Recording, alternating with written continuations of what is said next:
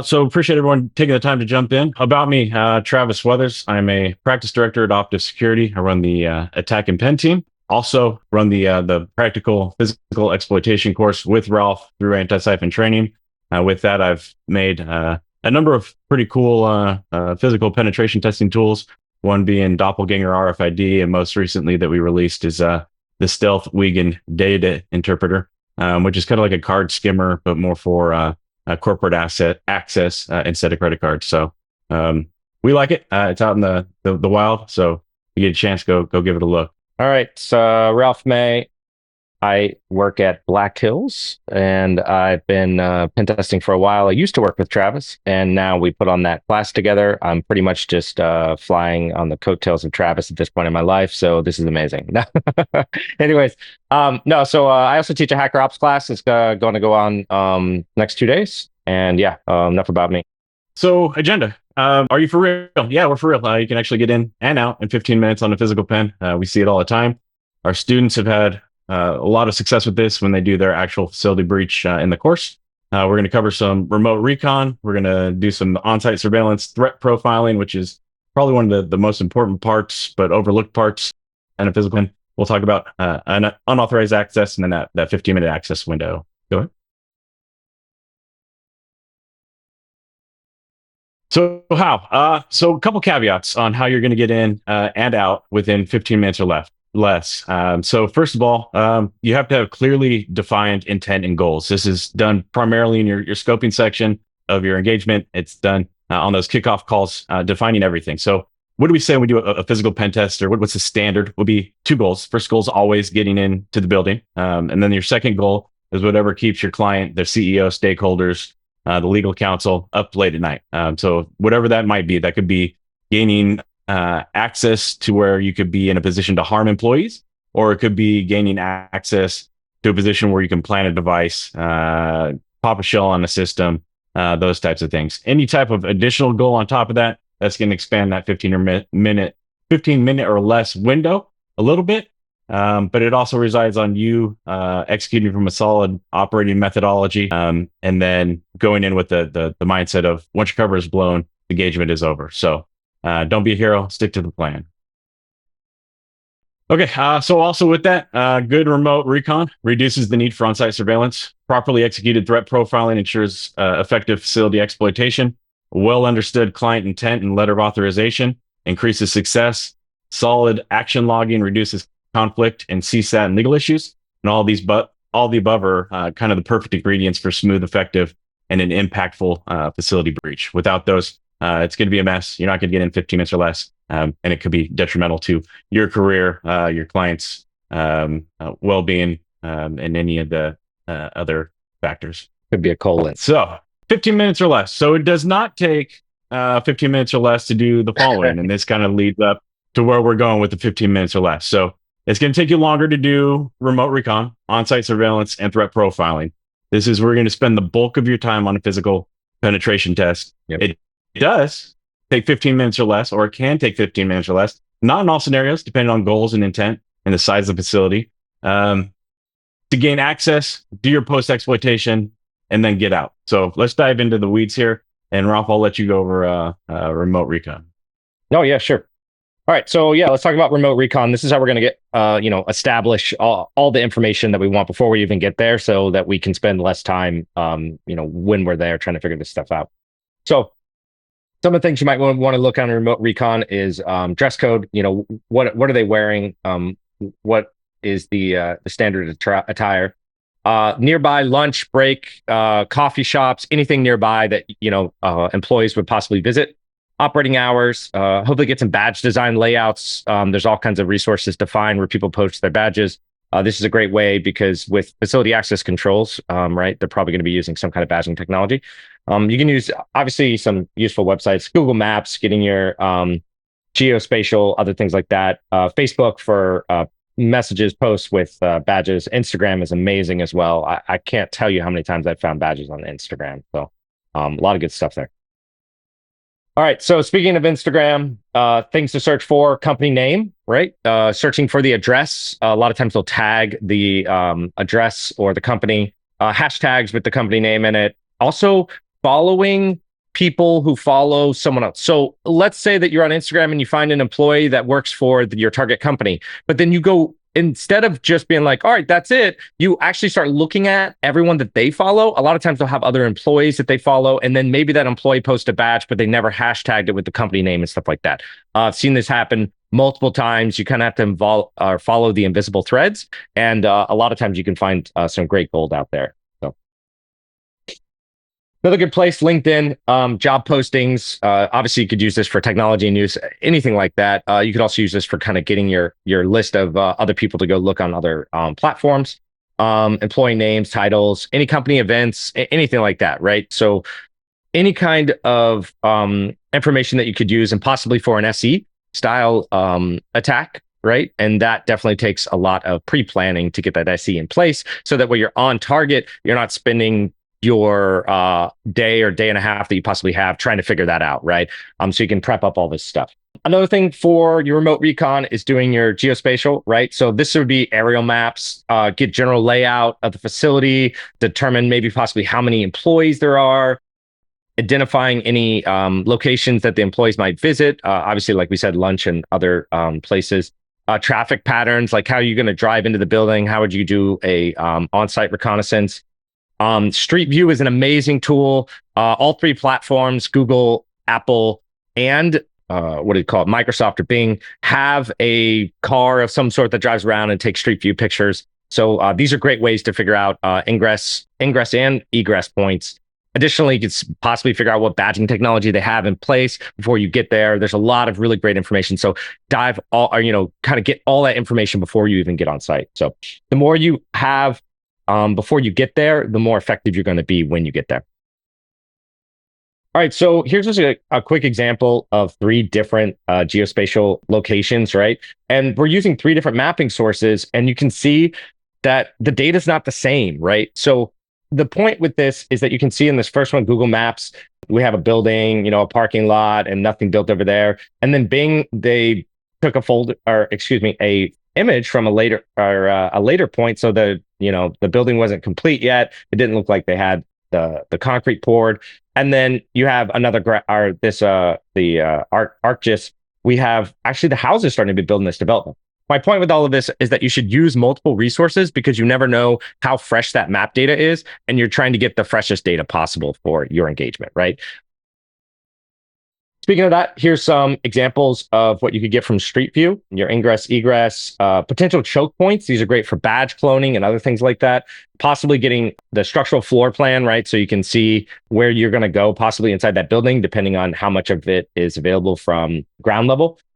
Also, this would help you to figure out where you might want to go, possibly camera coverages, areas you might avoid, a picture here of trash dumpsters, other things like that. There's all kinds of information you can get about this facility before you get there, and you can plan out your attack before you even get on site. On-site surveillance. Speaking of that, you want to take this one, Travis? Yeah, I'll take it. So we talked about everything, all the things that we can kind of do leading up to going on site. We talk about this from the premise of every second you're on site is a second you could be discovered. And when your client's paying a lot of money, anything you do can turn the successfulness of that engagement or the overall impact of it. So some considerations when you go on site. Once you're on site, you can be compromised instantaneously. Don't expose yourself more than needed. If you have what you need from remote recon, just confirm those items or assumptions that you have. Like maybe you're able to get a picture of a badge reader and you think that it's I-Class SE, maybe confirm that it's I-Class SE and not multi-class SE. It isn't a stakeout, so get what you need and get out. Sound, light, movement, and reflection awareness. This is important because if you're using telephoto lenses and you're situated to where the sun's in front of you and you're pointing that camera directly at someone to take a picture of them, there's a chance that you could get that reflection sending right back at them, drawing attention to yourself. That could potentially be a bad thing, especially if you're doing it of a security guard. Don't be a hero, stick to the plan. If it sounds like a questionable decision in your head, it probably is. Go ahead. Mobile recon types. So typically what we're going to do is dynamic analysis and static analysis. So vehicle in motion or vehicle stationary.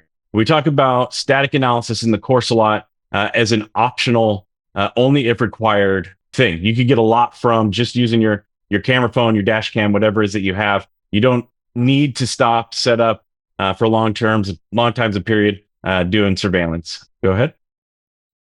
Dynamic analysis, mobile phone, GoPro, dash cam, whatever you're comfortable with, whatever you can conceal. Something we talk about in our course is body posture. Don't look like you're looky loo. You don't want to be slowing down to 5 miles an hour as you're surveilling the building. You want to go to normal speed, maybe a little bit reduced, but don't stand out. Let the tooling do the work for you. No more than two passes around a facility, ideally more than 20 minutes apart. So if you're doing constant loops around a building, that's going to show up on a security camera, and it's not necessarily going to result in the ending of an engagement. But if something does happen, it's going to end up as a correlating event. So static analysis. Here we're changing things up a little bit. We weren't able to get everything we needed from remote recon or dynamic analysis. So now we've got to situate ourselves up in a parking lot where we need to be performing more intimate reconnaissance. So telephoto capable camera, something to take notes with. So considerations, don't get closer than necessary. If you can, park offsite or adjacent to the structure and use those building parking lots as your point of capturing.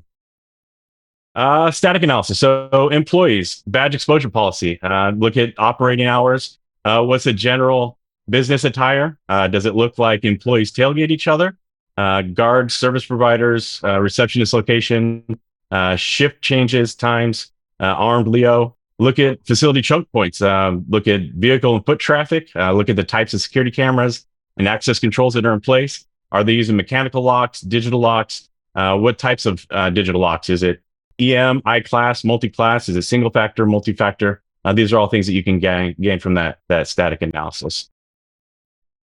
Also with that, we talked a little bit about security cameras. We can go ahead and scroll past this one, Ralph. Close proximity surveillance. So this is a last ditch effort, right? So if you're taking mental notes, mobile phone out with you, this is where you're walking around trying to get those up close badge photos, up close reconnaissance to really confirm what you weren't able to see with the remote recon, dynamic analysis, or static analysis. So just have a plan if you need to evacuate. Don't be obvious if you're taking photographs. Sometimes it makes more sense to use your video recording, dim the screen all the way down, disable the shutter sound, and just go about it that way. Go ahead. And I'll let you take this one, Rob. Yep. So threat profiling. All right. So now that we've kind of got a good idea of what's going on site and location, let's start building out a plan for our attack, right? This is where we're going to take that remote and on-site recon, and we're going to look at our path for the most likely to gain our success, right? So to actually get into that facility. Here are a couple different examples. So the first one we typically will go for is badge cloning, if that's possible, right? So we might see some badges outside the facility or people with a limited badge exposure policy. We will look to clone that badge, and then we'll try to get inside the facility with that clone badge, right? Another possible opportunity is social engineering. This requires a little bit more of a setup, and this usually is when they do have a lot of security controls in place. Possibly we're not able to clone a badge, or they have strong security controls like anti-piggybacking and other things like that, possible facial recognition or facial like IDing with a manned guard. We've seen this stuff in person. So social engineering could possibly be a play. And then the last one that we might try is surreptitious entry. So this would be something like actually bypassing a physical control to get inside the facility besides doing a badge clone, possibly picking a lock, maybe rope, ladder, grappling hooks, some of the crazy stuff after hours. Usually this is pretty much on the bottom of the list and we don't have to make it there, but this possibly could be something that you might need to do depending on the target and what's going on, right? So 15-minute access window. Okay, so we've covered everything that the legwork that leads up to this 15-minute access window. Here we've kind of established our plan. Our engagement goal for this example is to gain access to the production floor and access intellectual property. So some of the tools that we're gonna need to do this based on our threat profiling would be a hid prox reader with doppelganger for cloning, a Proxmark 3 for writing card data, a replica ID card, a method to unlock and shell a workstation or drop device, and then potentially an under the door tool or some lock picks if we need to get into additional areas within that space. And of course, always the authorization letter.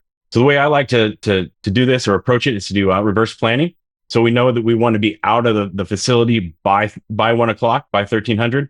We're going to reverse plan everything to make sure we have adequate time in the day to prep for that 15-minute access window. So our access window is going to be 12:30 to 12:45, right when employees are going out for lunch and are away, but before they come back. So from 9 a.m. to 11 a.m., this is where we're going to write clone car data, validate drop device, make sure it works, and then finalize cover story. So anything that we pull from LinkedIn or from the corporate website to kind of help us in our venture, should we end up being discovered and have to talk our way out of things. And then before that, we'll need to do some badge cloning. So 8:30, we're going to arrive at the nearby coffee shop, clone the badges off-site so we're not unnecessarily exposing ourselves. And then what we've already done is completed our badge replication, which we found on Instagram. So all that work that we've done, now we have this firm fixed 15-minute window. There are some cases where you might need to change this a little bit, or if you go in and things aren't laid out the way you need to,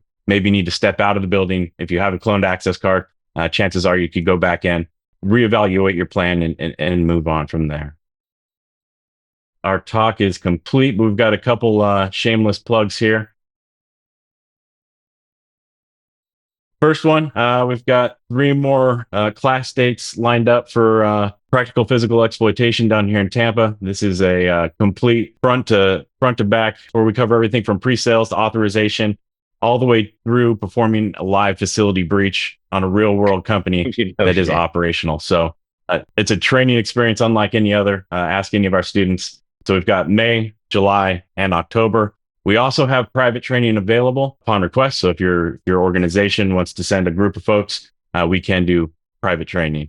My question to you, and this kind of goes along with the training thing that you have, is there any opportunity for someone who wants to get into physical pen testing to practice doing physical pen testing in a way that's not a crime? Our course is the best way to do it front to start.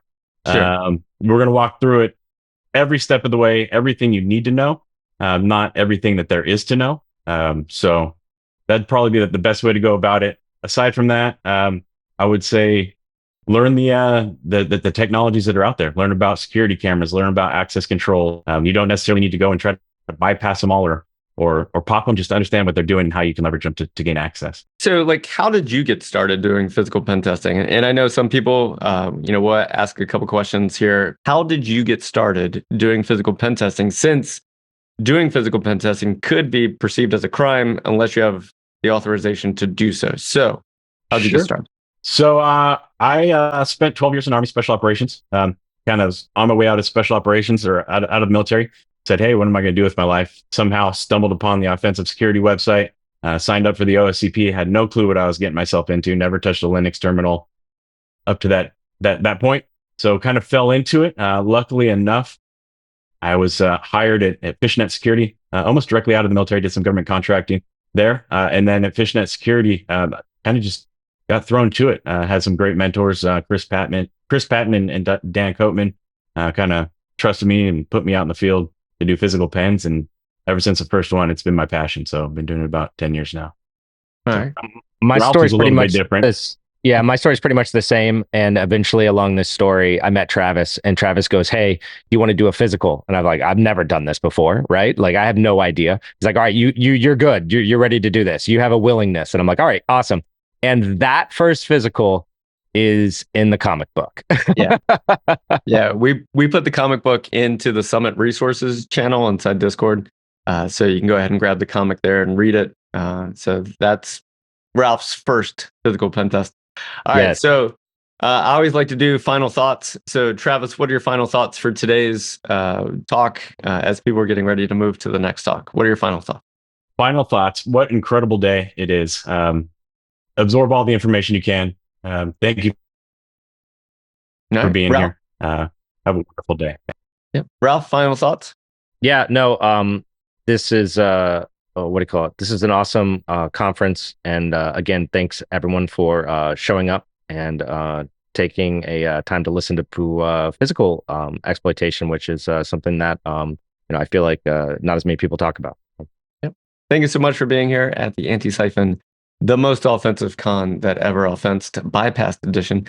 All right, Travis, Ralph, everybody else, thank you so much. Ryan, let's kill it with fire and move to the next one. Burn it down.